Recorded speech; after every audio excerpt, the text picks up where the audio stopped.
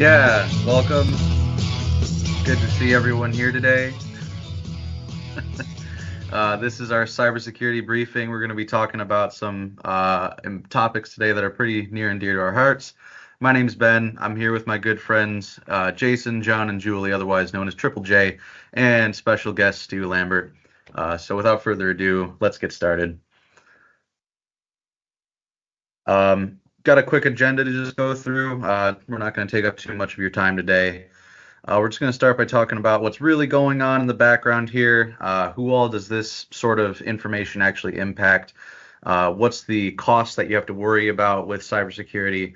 And then most importantly, what do you have control over and what can you use or how can you use this information to leverage for growth?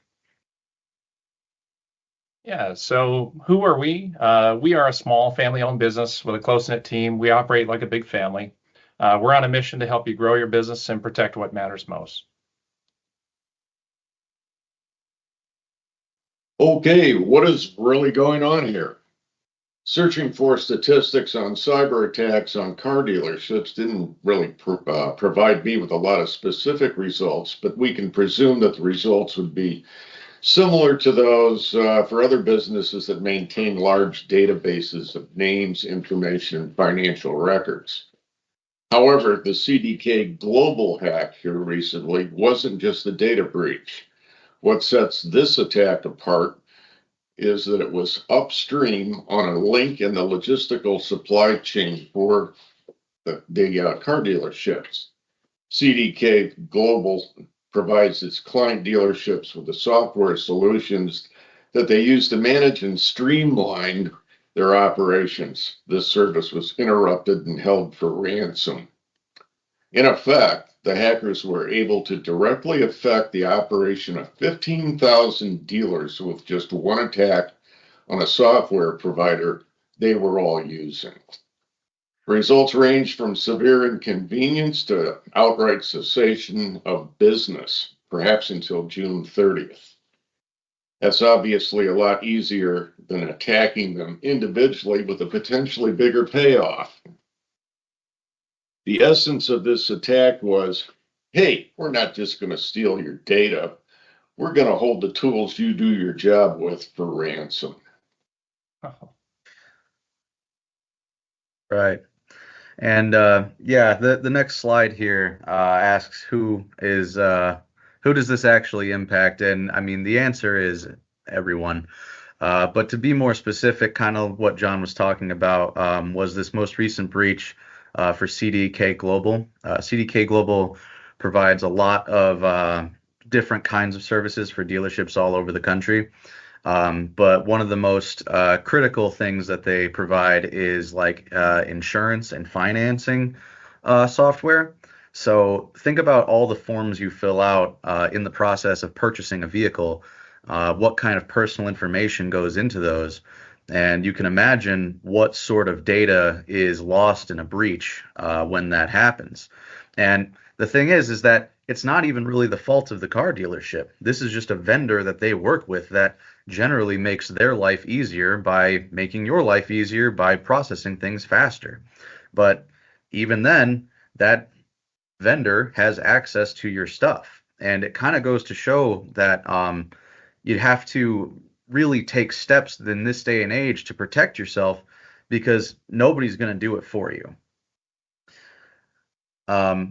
That being said, we can go back to the business side of things and just ask, like, what did this cost for the dealerships and how did this affect them? Well, of course, you have the substantial financial losses. People get turned off by knowing that they just got hacked and they don't want to. So you might have heard this, before, but the current workforce, millennials, even the younger generation, they've grown up with this technology, and so none of this is really coming across as anything new to them, and so it's a real dislike. I think Ben, I'd asked you one time. I said, if you'd research ZATIS and learn that ZATIS had suffered from a major cyber attack, 2 years prior to extending an offer of employment to you, Ben, would you have taken this job? Yeah, no, probably not. I would not want to fill out a form that had my social security number on it and then send it to you if I had known that your data was being lost to hackers. Yeah, absolutely. And so there is a bright side, though. This can be used as an opportunity for growth.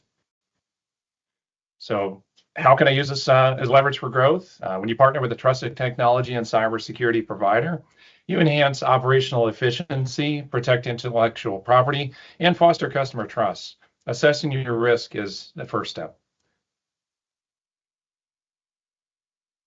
What do you have control over? You can control how proactive you are in mitigating your risk, who you invest in as a trusted partner, and the speed at which you move.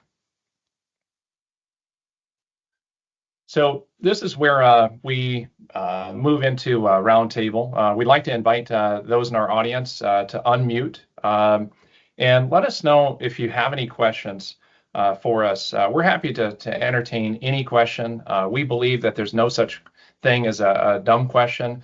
The only silly question or dumb question is the question that's never asked. And so if you have a question or even a thought or a comment or something that you'd experienced related to the recent hack, by all means, please unmute, share with us. Stu, I also wanted to ask, you've always got an interesting perspective on things. What's been your take? What's been your experience down in Chicagoland with this whole thing? So, and Stu, you're muted. So that, and if there aren't questions, then I'll use this as an opportunity just to share with you that what we're going to do is send out a free gift. This free gift is a 2-page PDF. It's very simple.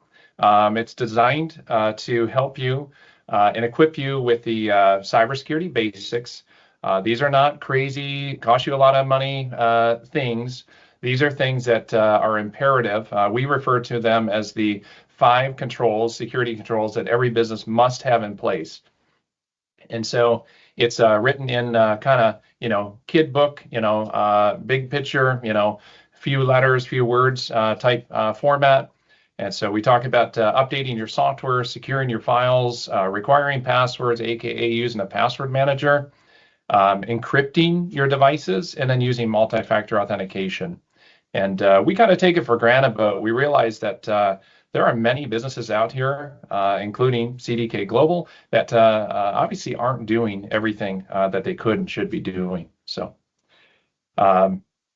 looks like Stu might have had to drop, but any questions from our audience? So I have a question, Jason, sure. if no one else does. Say I bought a car in the last couple of years from perhaps one of these dealers, and I wasn't sure if they had been part of this hack or if they used their software. What steps can I take to protect myself? Oh, great question, Ben. Well, I'll just answer that with what I heard directly from an FBI special agent. And that is when someone asks you for your personally identifiable information, you need to follow that up with a question as to why do you need to know it? Okay. Now, in some instances, certain, PII, as we refer to it, is necessary in order to complete the process. But in other instances, the businesses, in other words, the askers or requesters of the information, they don't even know why they're asking it. The doctor's office is asking you for all this information because they've been doing it for the last 50 years. They're not asking because it's necessary. They're asking because it's on the form that was written, before Microsoft Word, was invented. So you want to follow it with that question and you want to challenge that. And again, that was an FBI special agent. And she said she refuses. She doesn't give her social security number.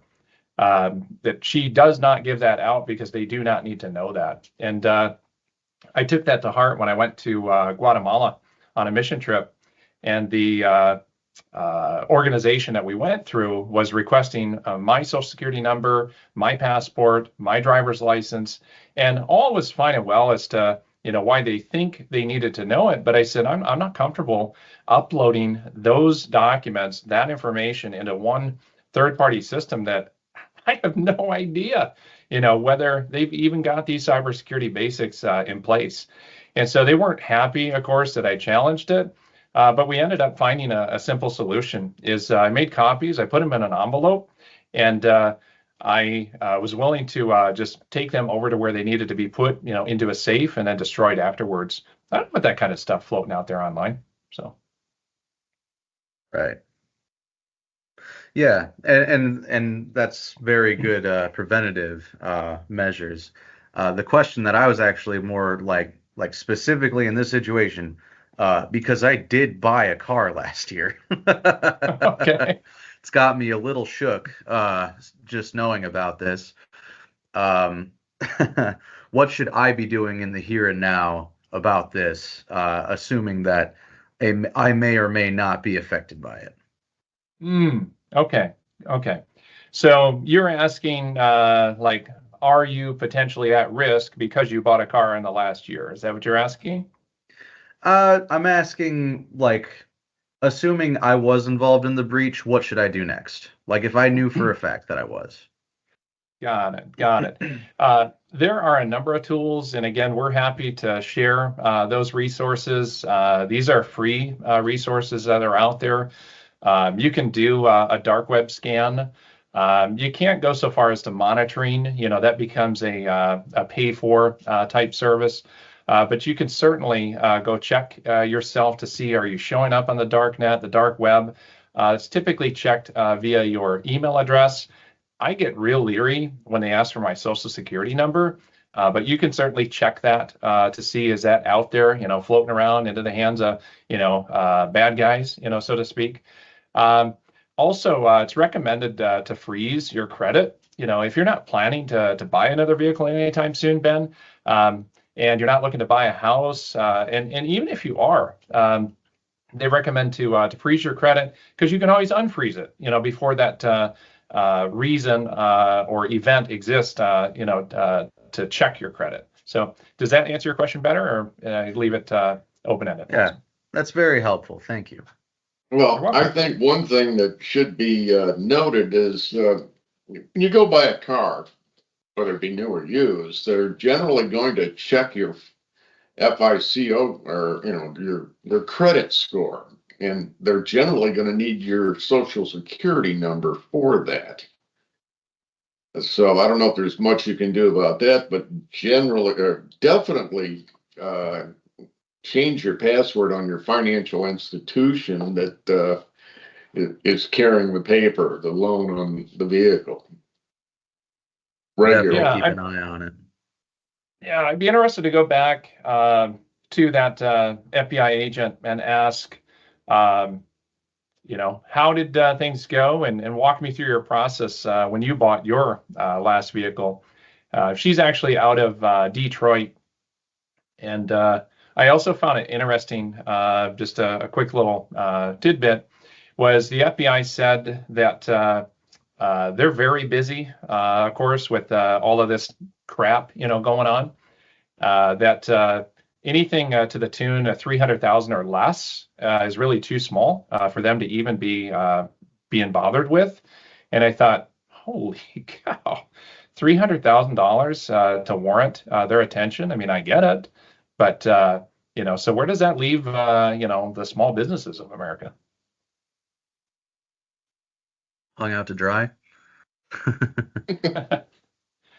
Yeah, or needing to look out for their own best interests, or find a partner that can and will, right? So yeah, it's our old mantra. You're not too small to be hacked. You're too small to make the news, and apparently you're too small to get help from the authorities.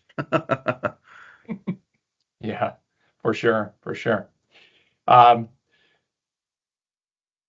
Appreciate everyone making it out today. We want to stick with our 15-minute promise, so we'll go ahead and transition to just thanking you again, and close out. Thank you, everyone, for stopping by. Happy to see you all here. Have a wonderful day.